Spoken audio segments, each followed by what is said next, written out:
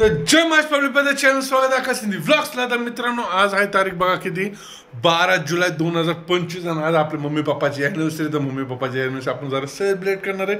तर काहीतरी मस्तपैकी केक बिक बनवला आहे। आपण कालच ऑर्डर दिली केकची आणि आज वार आहे शनिवार। तर आता उद्या आहे रविवार। आम्ही चाललोय कुठं पुण्याला किंवा ओळी कांचनला।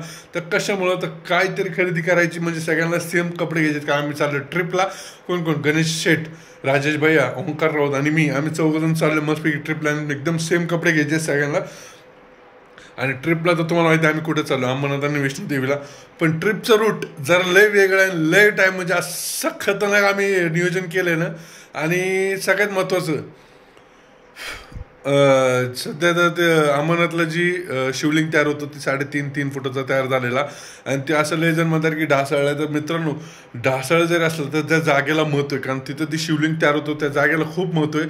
ढासळ म्हणजे ती पूर्ण शिवलिंग जी आहे ती वितळलेलं आहे पण त्या जागेला महत्त्व आहे। त्यामुळे आम्ही तिथं जाणार लय जण मध्ये कशाला जाता आता शिवलिंग तिथं नाही तसं नसतं। जर तुम्हाला शिवलिंग बर्फातच बघायचं तर घरी काय करायचं ग्लास घ्या त्यात पाणी भरा आणि मग कशाला जातं तिथं कशाला श्रद्धा ठेवता।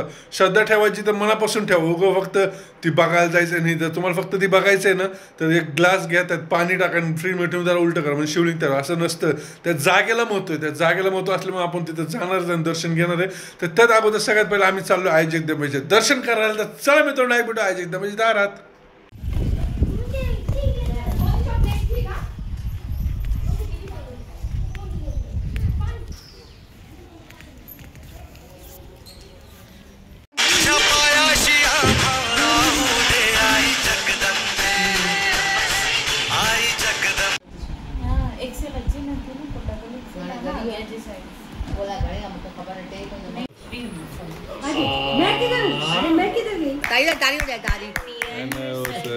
ताली बजा ले